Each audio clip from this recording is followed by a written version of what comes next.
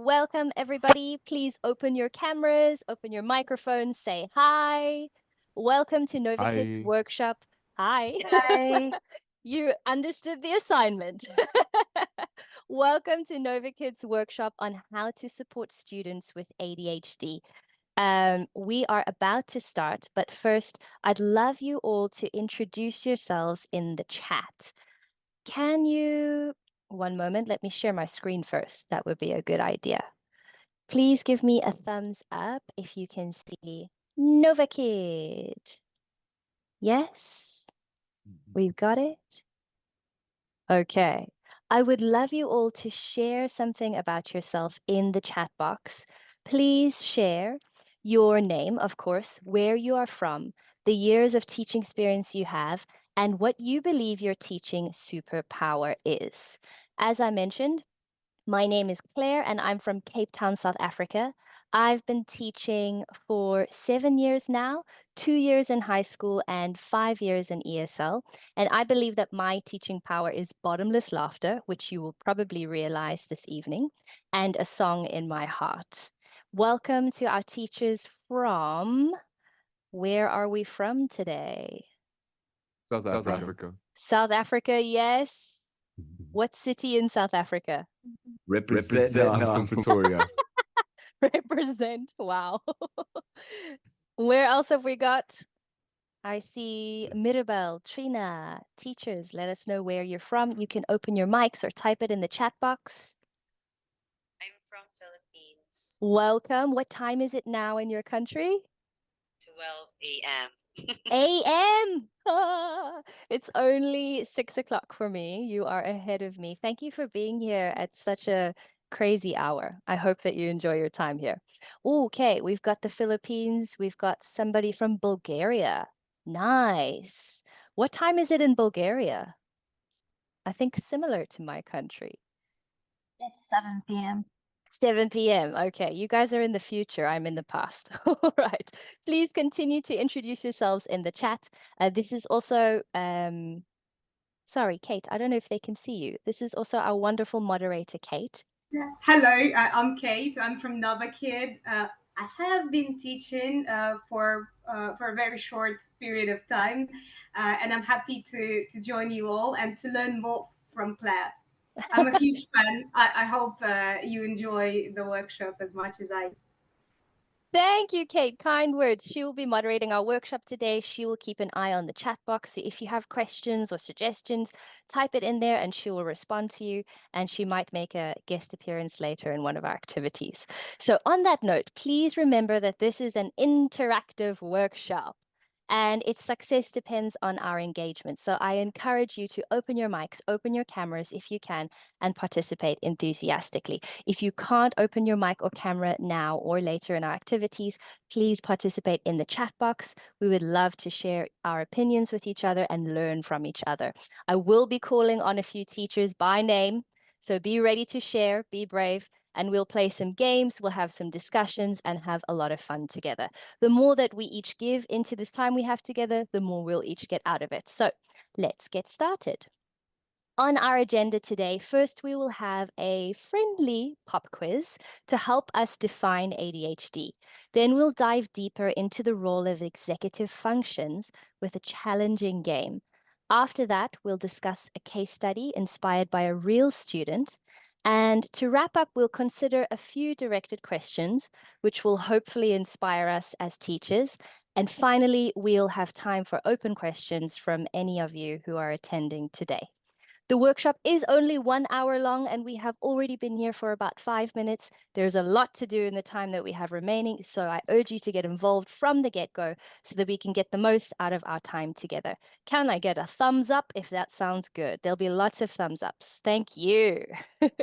Today, we are going to take a deep dive into ADHD behaviors and discover how to support students with ADHD in our classrooms. Let's start with our pop quiz and see how much knowledge we have collectively about the topic already. Please write your answers in the chat box for now. There will be time for verbal participation a little later, but for now, the fastest typer wins. The first correct answer wins the round and wins bragging rights. That's all, nothing more, sorry. Are you ready? Thank you, let's go. Question 1. ADHD stands for A, attention distracted hyperactive disorder. B, always distracted by hamsters and donuts. C, attention deficit hyperactive disability. Or D, attention deficit hyperactivity disorder. I see some varying answers in the chat box. I love different opinions. That's great. Some of us are a little bit unsure about the hamsters and donuts. The answer is D. ADHD stands for Attention Deficit Hyperactivity Disorder, although those of us with ADHD may indeed find ourselves distracted by hamsters and donuts. Question number 2. Which of the following is not a subtype of ADHD? A, combined. B, inattentive. C, hyperfocus. D, hyperactive impulsive. We want the option which is not a subtype of ADHD. I see B's and C's and A's, lots of variation here. I love it. The answer is C. Hyperfocus is not a subtype of ADHD, but it is a common symptom or ability of people with ADHD. The 3 subtypes are combined, inattentive, and hyperactive impulsive. Previously, you may have heard of ADD separate from ADHD. ADD was the inattentive expression and ADHD was the hyperactive impulsive expression, but now all 3 expressions are grouped together under one name, ADHD. Question 3. Agree or disagree? ADHD is a disability. This one's a little bit tricky, so I'll give you more time to ponder your opinion.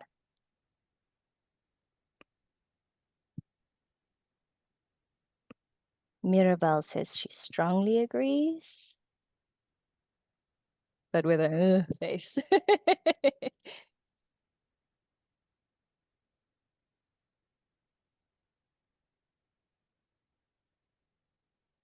Very, very nicely worded answer there.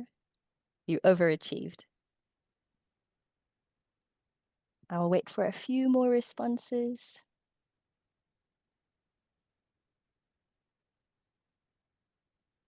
The answer is subjective, and it's determined case by case. Technically, ADHD is a neurodevelopmental disorder, not a disability. However, if ADHD symptoms are severe enough, as in they severely inhibit somebody's ability to cope with daily life, then ADHD can cause disability in someone's life.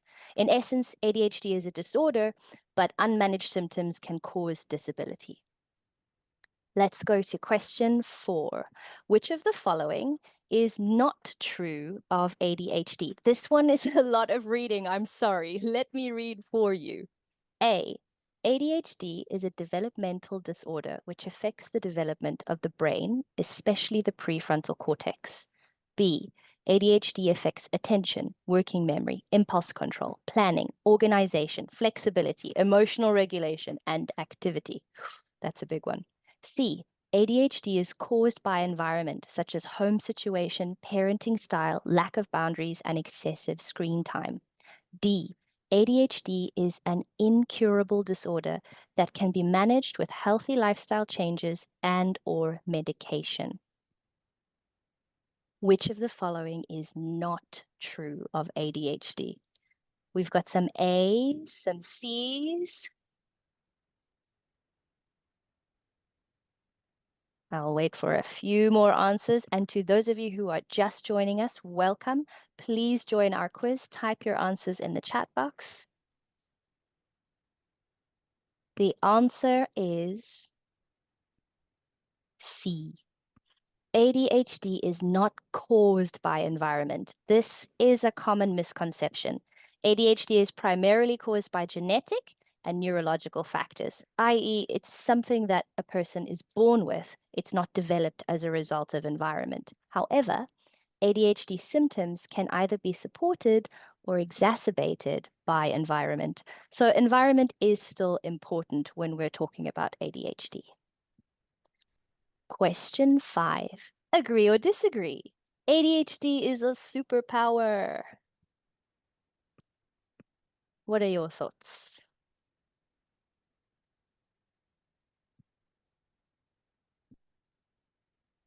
Yes.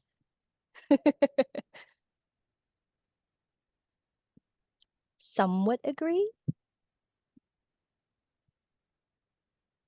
Does anybody strongly disagree?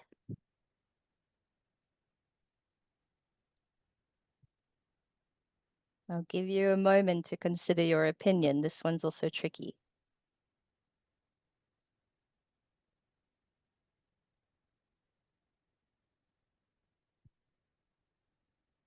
The answer is, again, subjective and determined case by case. Every ADHD person has a unique set of symptoms coupled with their personality, their coping mechanisms, their support systems, and environment, which creates a spectrum of experiences within ADHD. Viewing ADHD as a superpower can empower people with ADHD to embrace their unique strengths and encourage society to destigmatize the condition. But viewing ADHD as a superpower can also oversimplify the real difficulties of the condition and cause people to minimize the need for support and proper treatment. So, like everything in life, balance is key.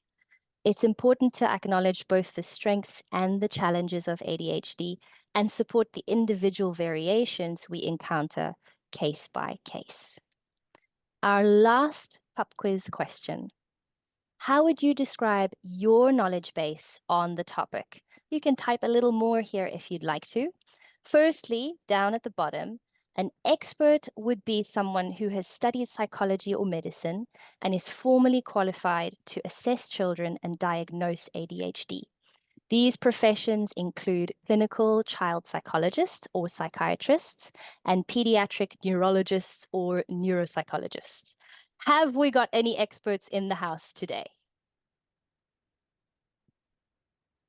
No, no, not me. No experts. Okay. I'm a little bit relieved because I'd feel a little nervous if there were experts here today. I myself find that I am proficient. I've studied and completed a BA in psychology before I did my PGCE. I was planning to eventually become a school counselor, but I left teaching high school before specializing in psychology. I have taught many students diagnosed with ADHD, both in high school and online ESL, and I have family and friends who have been diagnosed with ADHD. And finally, on a slightly personal level, I haven't gone down the route of diagnosis myself, but I have a lot of symptoms that ADHD people have and always have as a child. So whether I have ADHD or not, I'm not sure, but I do relate very strongly to the experiences that ADHD people share. It's nice to see that we are sharing openly. It seems like a lot of us have got some sort of connection to somebody in our family or our friends or students who have got ADHD. Thank you, teachers. Well done on a great pop quiz. Let's summarize. Attention deficit hyperactivity disorder is a neurodevelopmental disorder which affects brain structure and function. It impacts attention, impulse control, emotional regulation, decision-making behavior, and activity levels. People are born with ADHD. It's not caused by environment. There are 3 subtypes to ADHD, but they're all expressed uniquely in different people. ADHD can be treated with medication, but it's not a curable disease. And finally, it is considered a developmental disorder, not a disability, but it can inhibit one's life to the point of disability if left untreated. Excellent. I hope you found that informative. Let's go on. In order to understand ADHD, we need to understand the brain. The prefrontal cortex of the brain is responsible for our ability to plan, organize, regulate emotions, and behavior. It's often called the CEO of the brain because it makes the important decisions that help us accomplish tasks in our daily lives. These skills are called executive functions. Thumbs up if you've ever heard of executive functions before. Yes, some no, some maybe. That's great. We're going to learn. Sometimes the symptoms of ADHD can look a lot like these: procrastinator, uninterested, naughty, immature, unmotivated, zoned out, oversensitive, uncooperative. Some of us are feeling a little called out right now. It's okay, you're in a safe space. These so-called bad behaviors are in fact the result of a different brain structure and activity in the prefrontal cortex and a dysregulation of dopamine, which causes disruptions in the way the brain communicates. Now, if you're like me, that was too much jargon and not quite relatable enough. So I hope this metaphor will help you understand it a little better. Imagine your brain is like an orchestra. Each instrument represents a different skill or ability: attention, memory, regulation, planning, and so on. In a neurotypical brain, a non-ADHD brain, the conductor of the orchestra coordinates all the instruments, ensuring they play in harmony. The conductor cues the musicians on when to start, how fast or slow to play, and when to stop. This makes the music beautiful and harmonious. But in an ADHD brain, dum dum dum, the conductor is either missing or very inconsistent. Sometimes the conductor arrives late, gives confusing signals, or doesn't show up at all. The musicians try their best to play their part. They really try, but without a conductor directing them, the music can become chaotic and disjointed. Some instruments might play too loudly, too fast, too slow. Others might miss their cue, and others might not play at all because they are completely overwhelmed by the chaos. This is what we call executive dysfunction, when our executive skills are no longer functioning in harmony. So we're going to play a challenging game. This time, please open your mics if you can. I'm going to select a few names. I'm going to go down the list as I see it. So if you're on the top of the list, it's your lucky day. You are participating. What will happen is each box has got an executive function hidden behind it, but the definitions are incomplete. When I call your name, you will open the box. Well, I'll open the box for you, and you will complete the definition, filling in the missing consonants and vowels. You're teachers, you can do it, don't worry. But we only have 3 minutes to complete the entire task. So that's 20 seconds per a box. Please think quickly. Let's start. I'm going to call your name, and please open your mic and open your video or type in the chat box very quickly. I'll call your name and please go. Can I have a thumbs up if you are ready? Okay, open your mics, get ready. I will start in 3, 2, 1. Understand your emotional and physiological state in the moment. Good. Next, can we please have Charlie? Charlie. Yes. Number 2. Retaining information while using it. Yes, excellent. Can we have Maribel? Open your mic. Make decisions around tasks, set and meet goals. Excellent. Can we have Charlotte, please? Charlotte? Keep track of physical, Yeah, yes. mental things. Super. Well done. Bongi, please open your video or microphone. Number 5. We can't hear Bongi. I'll give you a few more seconds before we go on. Okay, can we have Miss Melody Santiago? TikTok? Yes, Melody.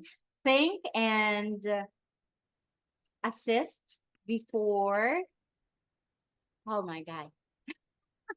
Think You can and do it. assist before. Oh. I don't know.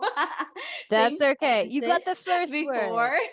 Think and For adjust. acting. Oh, sorry, Yes, before well acting. done. Okay, No think and worries. adjust before acting. All right. Super. Can we have teacher Samsung? Your name is the name of your device? Go for it. Number 6.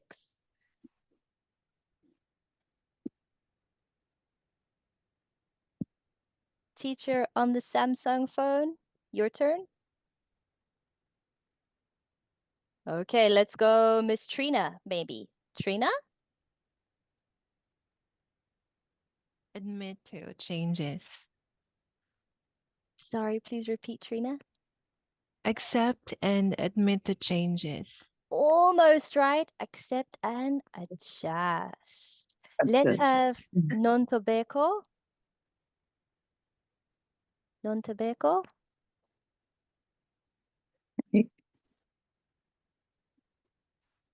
Number 7.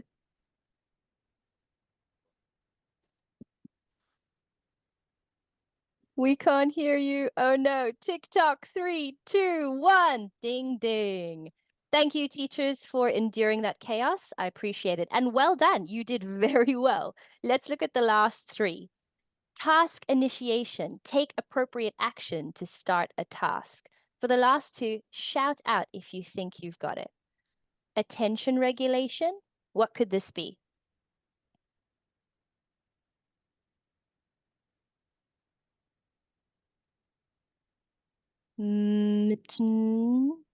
Motivation. Motivation. Something motivation. Something Maintain motivation. motivation. Yes, good. Charlie's up it today. And face. Faces. And Faces? faces And faces? when engaged in a Hmm. task. Maybe Painting. focus. Focus. Focus! Focus. Got Ah, yeah. it. And And the last focus. one. Control actions. Control. Yes. Emotional.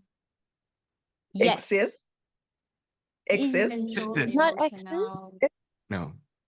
exception. I know. Ex. Strangulation. Expressions. All right. Well done. That was amazing. Very good job. Alrighty, let's go on. Thank you for playing and well done. Before we start our case study, we need to look at one final aspect, and that is how ADHD is diagnosed. ADHD presents differently for every person, but the basic criteria for diagnosis in children with ADHD includes the following. Now, firstly, this is a gross oversimplification of the diagnosis process, but it's enough to help us work with the case study. Firstly, a child must exhibit 6 or more symptoms of either subtype, combined inattentive or hyperactive impulsive, for 6 months or longer in their life. Secondly, the symptoms must be present in 2 or more domains of their life, such as social, school, or home. And thirdly, the symptoms must be severe enough to cause significant executive dysfunction and disruption in their daily lives. I'm sending a PDF in the chat now. It will help us with the next activity. Let me send to everybody. Give a thumbs up if you can see a PDF ADHD workshop resource in the chat. It's loading. We'll give it a moment. The PDF has got definitions of executive functions, definitions of the 3 subtypes, and the case study for you to read and reference as we discuss. It's loading very slowly, but it is coming. Don't worry. Let's move on while we wait for that. As we dive into this case study, consider questions. Do you relate to this experience in any way, big or small? And after we've read the case study, I will call on 2 teachers to volunteer to briefly share in 2 or 3 sentences how they relate. So if you would like to volunteer, raise your hand in Zoom or message in the chat box, and I'll try to give you an opportunity. Let's read. This is inspired by a student of mine, and this is kind of my thought process or my diary from a past version of myself. Jen is a complicated student.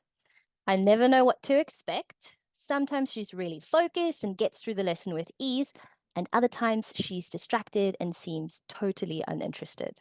On tough days, she constantly plays with toys, doodles, fidgets, and looks all around the room, anywhere but at the lesson slides.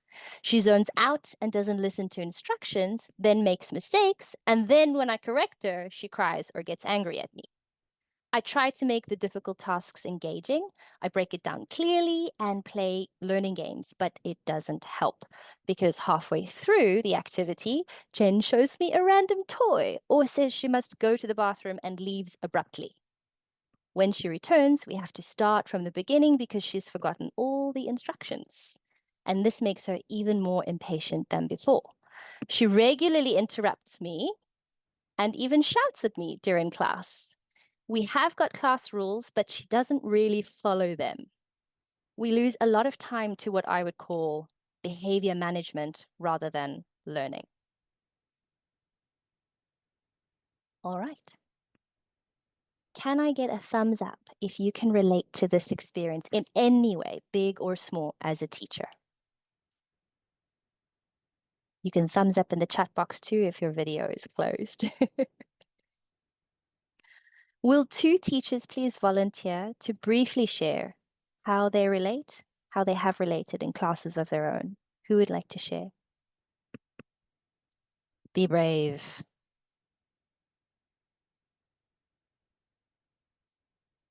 Charlie's hand is slowly going up. Would you like to share, Charlie? Yeah, a couple of years ago when I was working for a Chinese company, I had a student who had a lot of the same traits as this, the doodling, the fidgeting, especially the toy display would like randomly in the middle of the lesson be like, so I'm building a mech, let me show you my like complicated that I've been working on. And the behavioral issues, definitely. The frustration was a big thing, and it took a lot of patience to manage. But um, my kid was like 13, 14 years old, so he was a bit better at regulating his emotions. Cool. It's interesting that you noticed that. Yes. This case study here that I've shared is also part of it could just be a young person being a young person, learning how to regulate emotions. Would anybody else like to share? Thank you, Charlie. That was interesting. In the chat box, I see this reminds me of interactions with 19 to 20-year-olds. We all struggle with regulation. It's true. Hi, Claire, if I may. Yes, of course. So, yeah, I'm busy cooking at the same time. Sorry about That's that. okay. No worries, Bongi. I think for me, it just reminds me of my daughter. She's currently turning 7 in September. I saw all the signs myself, not any doctor. But then only to find out that she was just being a child. She was not ready yet to learn and concentrate for longer. And when I took her for assessment, they were like, no, there's nothing wrong with her. Just give her some time. And now she's doing quite well. At school, I'm happy to hear. So it just reminded me of her that I struggled. I was so frustrated. I'm like, what? Oh, will I manage? Okay, then. Thank So you, that's what Bongi. It's a good reminder that not all difficult behavior is ADHD or a condition. Sometimes kids are being kids, and that is important to note. But this is a true story inspired by a student who has been diagnosed with ADHD And the journey that I had to go on to realize that what I initially thought were behavioral problems was actually my student struggling with executive dysfunction as a result of her ADHD. So let's look at the story from a different perspective. Our wonderful moderator is going to join us now and read the story in the role of Jen. Take it away. Yeah, sorry, Jen couldn't make it today. I'll be Jen.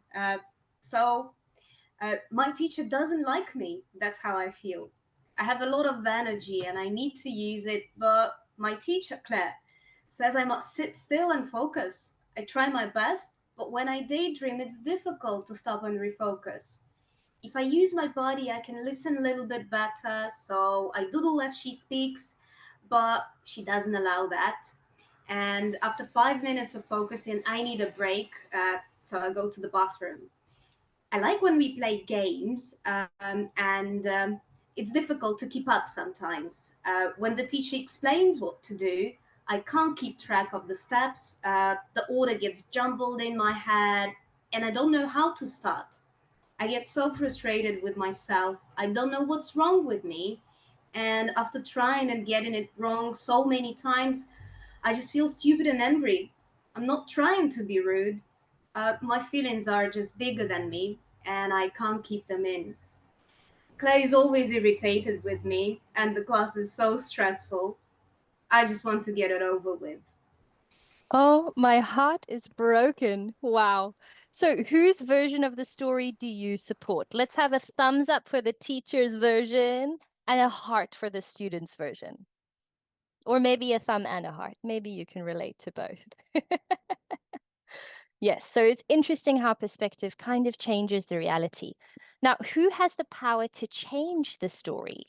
The teacher, thumbs up, or the student, heart? The teacher has the power. So, on that note, let's dive into diagnosing this case study. What subtype of ADHD do we think that Jen has got? I will ask two teachers to pick an option and justify why you think it's that option. A, combined, B, inattentive, or C, hyperactive. Remember, you have got the case study typed up in the PDF that I sent to you in the chat box, so you can reference back. Please choose A, B, or C and give one or two examples of behavior that support your choice. Would anyone like to volunteer, or shall I pick a name? May I volunteer, please? Yes, of course. I think it's the hyperactive impulsive, and I Mhm. believe it's so because he's not only inattentive and disruptive, but also he crossed the boundary by screaming at her teacher, like yelling back. Yes, so there is a lot of disruption in their behavior, like going to the bathroom, accurate. And there's a difficulty with emotional regulation. So they're screaming and shouting and having big feelings. Thank you. Would somebody like to choose a different option, and we'll justify why we think it's that one? Different opinions are very healthy. Let's go.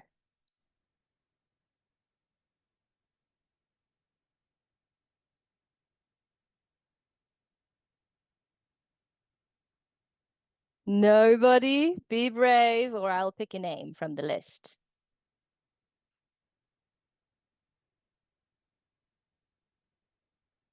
Okay, let's have Marga. Marga, can you open your mic and give it a go? Yes, but I just come inside, so I Oh, haven't, welcome. It might be a bit Sorry. tough to answer. Do you want to pass and let someone else try? Yes, please. Sure, no problem. Okay. Thank you. Anyone willing to give it a go? How about Charlotte? Charlotte, can you open your mic and give it a go?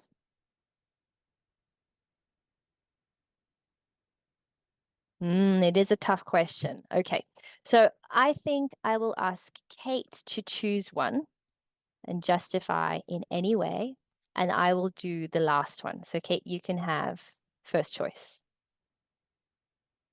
Me, I'm flattered. I noticed from the handout that like both columns actually correspond with Jen's case.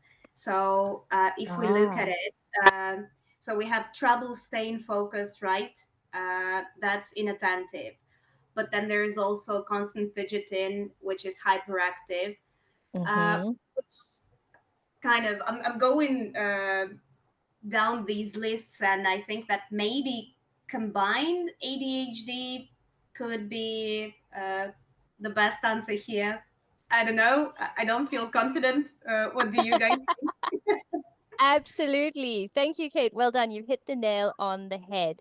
Jen has got combined ADHD. She has got an expression of both inattentive and hyperactive impulsive.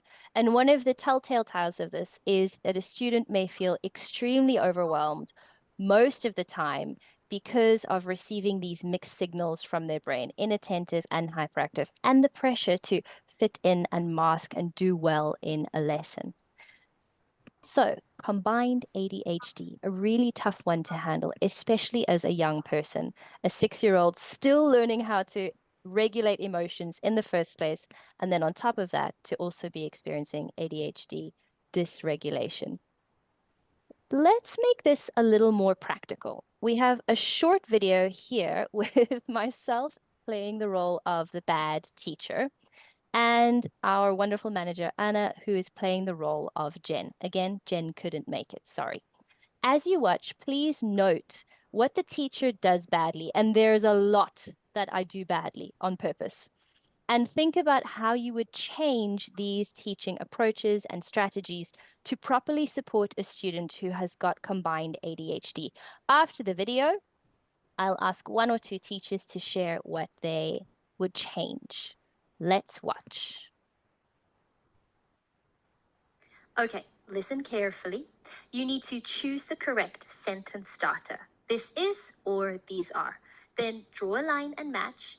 After that, say the sentence aloud. Okay? Go ahead. Start the activity. I don't know. You need to match the sentence starter with the correct picture and say. This is children. No, that's wrong. Look, these are children. Now, can you do the same thing? These are children's. Uh-oh. Did you listen? Listen carefully this time.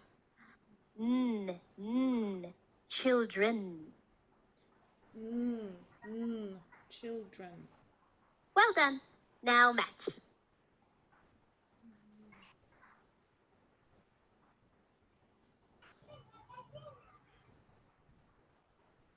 Ooh, I really struggled to watch that. That's a tough example of bad teaching for me. Let's talk about this. Please open your mics or type in the chat box. Let's just go around, shout out what are some of the things that the teacher did badly. I would like to start and say that the teacher seemed very oblivious to the students' mood and response to how they were engaging with him. As the video went on and on, you could see the student became more and more withdrawn and maybe even upset. What else did you notice? What did the teacher do badly? May I? Yes. One of the things that the teacher should have done for starters is actually give the example and then have the student follow in by repeating it, I think. Good. So instead of overloading with instructions, perhaps model instead. Exactly. Lovely. Great example. What else did the teacher do badly?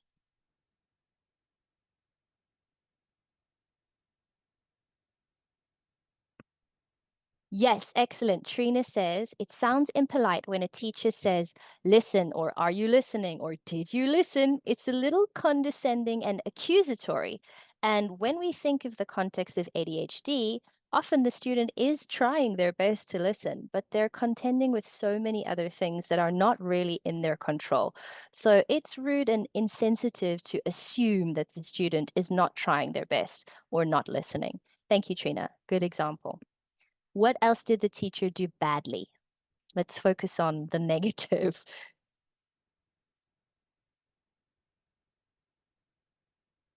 Think about how the teacher gave instructions, how the teacher corrected, and how the teacher supported the student in understanding what to do in order to complete the activity successfully.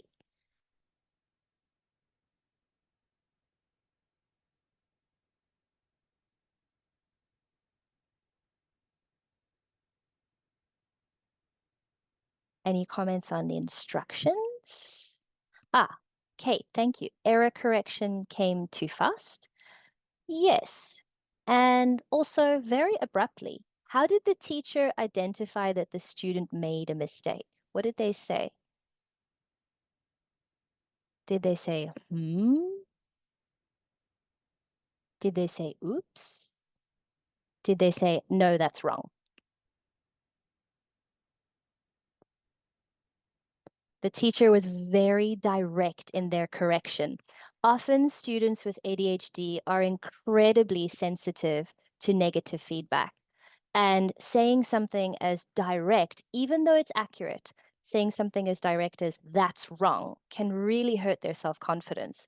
So it's important to phrase our correction and not skip over correction, but to phrase it in a way that invites the student to discover a better way to do what they've done. How did the teacher give instructions to a student who struggles to keep track of steps in their mind?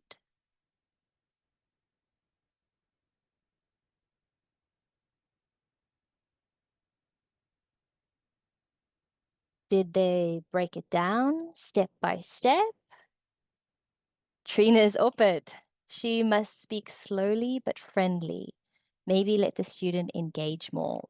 Yes. Instruction and the entire activity was very fast. Instructions were given one after another with no modeling and no visual support. Instructions were entirely verbal. Any other final comments that you'd like to add? No examples were given. Thank you, Trina. You are the star of this activity today. This student was told what to do without giving examples or modeling. Excellent. Let's go on. It's time to start wrapping up. I've got 3 top tips for you, and then one brave teacher will give their top tip. So think about what golden nugget you would like to share. And if you are that person who wants to share a golden nugget, please raise your hand or let it be known in the chat box. My top tip number 1 for dealing with students with ADHD is be patient and supportive. As we all agreed earlier, it's the teacher who has the power and the skills to change the story. So much of the responsibility rests in our hands. Work with the student's pace, provide constant guidance and visual reminders. Top tip number 2, be flexible and empathetic. This one is kind of tough for me. I used to really struggle with being flexible. I felt like I had to do everything according to the lesson that I had planned or that was given to me, and flexibility was quite a difficult thing. But it's necessary for students with ADHD and students all around. Accept the energy of the student you get on the day and go with the flow. Incorporate their quirks into activities. Plan for distractions, plan for brain breaks, be prepared for whatever energy they might bring on the day. Be proactive, build a routine and include regular check-ins. Students with ADHD and students in general and people in general thrive when they know what to expect and when they work in a structured space with a regular, reliable routine. Create a reliable and safe space for the student to come to class rather than the space that Jen initially came to, where she felt her teacher was always irritated with her and class was so stressful. Be the opposite of the old version of me. And lastly, is there a teacher who would like to share a golden nugget of their own? perhaps you have experience with teaching ADHD students and you'd like to share something that really works for you in your classroom.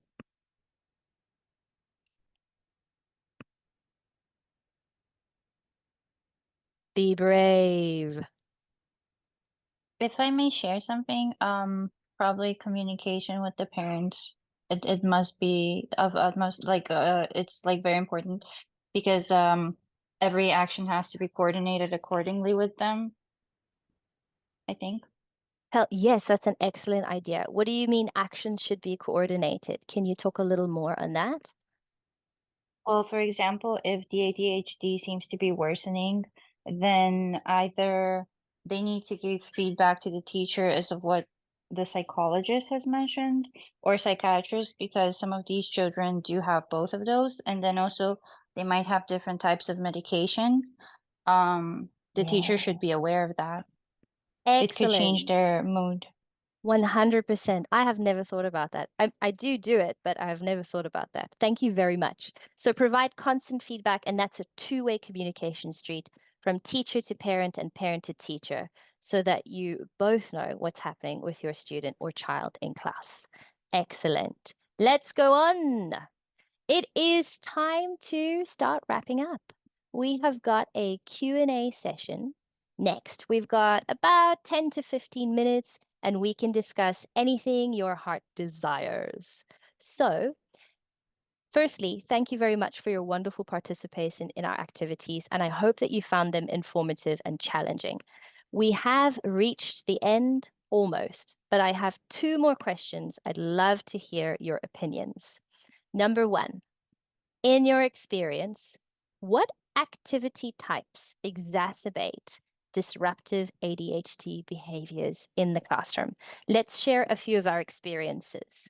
What strategies have you chosen as a teacher, or what activities have been presented in the lesson materials that you are given or that you design, which exacerbate the symptoms of ADHD and kind of cause chaos in the classroom?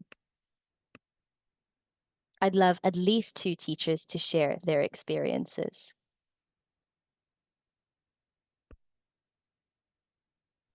I would like to share personal experience. Go for it. When the teacher is not following the curriculum and they speak more about themselves rather than do their work, that really exacerbates the disruptive ADHD behavior in the classroom. How does it exacerbate the students' ADHD behaviors when the teacher is focused on the self more than the student? Well, they're in the classroom environment to get disciplined and to study and to focus. So when the focus is on the teacher themselves and not the discipline, the students aren't able to reconfigure themselves, I think. And hence it would exacerbate their situation. And possibly the student would just be absolutely, utterly bored, which would also exacerbate the symptoms. Thank you for sharing. Exactly. Yeah. Anyone you. else want to share?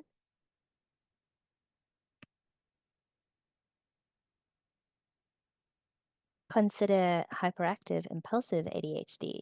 What could make hyperactivity skyrocket? Trina says, not trying to dominate them. It might sound too rude for them, but just go with the flow. They won't create tantrums in class and can participate more. So I think I understand what Trina's saying to be, don't try and force them to fit into a mold or to do exactly what's in front of them if they are not coping with it in the moment because of their ADHD.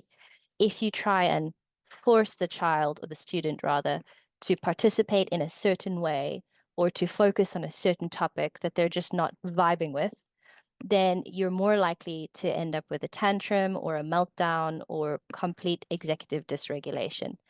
But if you go with the flow and you accept their energy and you kind of give them a little bit of room to lead the lesson, you are always guiding where it goes, but you follow them a little bit, then they're more likely to be engaged and attentive and less likely to have difficulty regulating themselves.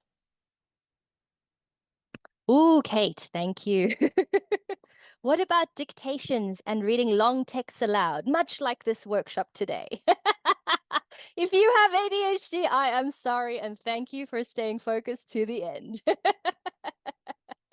I appreciate your attention.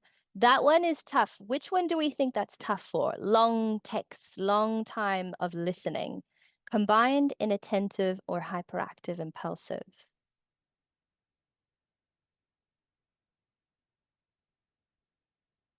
Probably inattentive and combined. Maybe all three. It's tough to focus with ADHD. All right, my next question for us. What ADHD superpowers can we lean into to support learning? Like we discussed earlier, many people can view ADHD as a superpower. Of course, it has got its challenges and they shouldn't be minimized, but there are quite a few interesting and unique quirks or special skills that people with ADHD tend to be stronger in.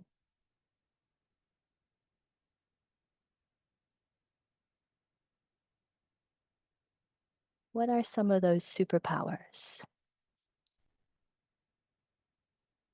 Creativity. Yes. How can we lean into creativity to support learning? A big or a small example? Probably building up new types of programs, using more multimedia or even games. Yes, lovely. To use for them to use their imagination and more of their creativity. Definitely. Imagination is massive. Role plays, letting the student be the teacher for the moment and let them teach the lesson is an incredible way to let them be creative and also double down on them working on grammar or vocabulary, whatever language structure you're dealing with in the moment. What about quite an obvious one? Energy. How do we lean into miles and miles and miles of constant energy to make learning more supported?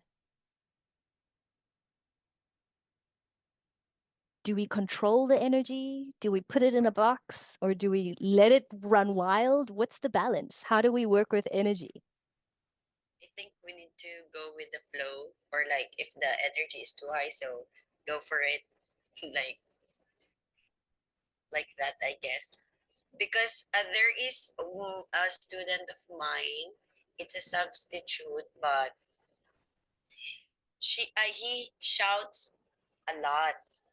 So like doing some lots of things with his body. So I do it like that too. Like, okay, number one, like that. So I go with his Very energy. expressive. I love it. Yeah, I do that too. But where is the line between going with the flow and letting the student's energy completely take over the class like a tornado? Because that can happen too. How do we know the line? How do we identify the moment when we need to, whoa, rein back? If the student is not listening or participating in the class, like he's having it, he's having his own world, like he's not showing interest anymore in the lesson. Yeah, maybe showing you every toy that he's got in his room or her room, completely detracted from the lesson. Are there any final comments before we go into open questions? Anyone have a comment on this question? Superpowers.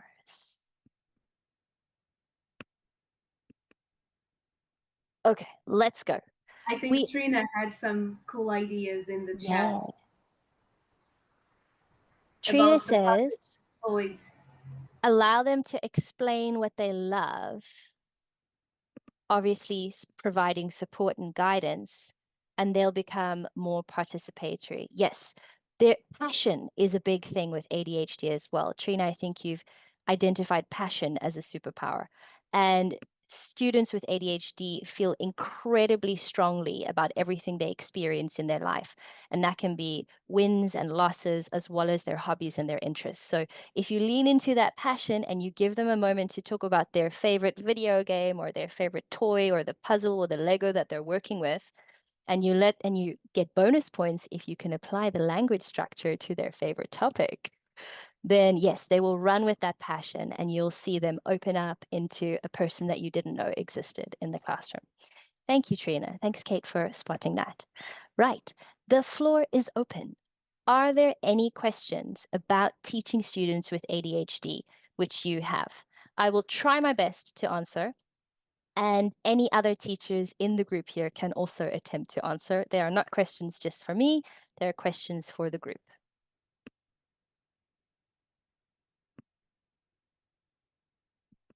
I have a question, and it is related to speaking with the parents about their child possibly having ADHD. And what if you get a very negative um answer from them, like, "Oh Mhm. no, it's you, it's not the child." Like, how would you be able to deal with that? That's a good question. I would like to attempt to answer that.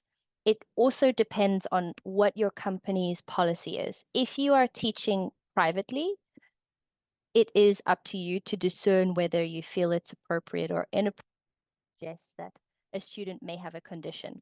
Of course, as teachers, we can identify behavioral patterns, and we may be very accurate sometimes, but we also may be inaccurate. So it is a very risky thing to suggest to a parent that we think we know the diagnosis of a student. So the first thing I would say is err on the side of caution in mentioning conditions, any kind of condition, ADHD, dyslexia, depression, any anxiety. Err on the side of caution in mentioning that in the role of a teacher. If you are in a situation where your relationship with the parents and the student goes a little bit beyond the teacher role and it's personal, and you feel that it is appropriate to speak to parents about this, it's important to also remember that ADHD is stigmatized around the world, and different countries and different cultures have got different beliefs about how ADHD should be treated, if ADHD even is a real condition. And so you will get different responses from different people. Again, it's risky because of that as well. So my advice, which is not really advice, is probably don't mention it to parents, because you are very likely going to get a difficult response. And again, we are not qualified to diagnose our students unless you are an expert, but then they should come to your office and go through the proper process of diagnosis. It's a tricky and risky space to be suggesting diagnoses of our students in the role of a teacher. Doesn't quite answer your question. Yes. If you have gone down that road and you have received a negative response, accept that it's the parent's role to decide if they do or don't want to put their child in the process of diagnosis.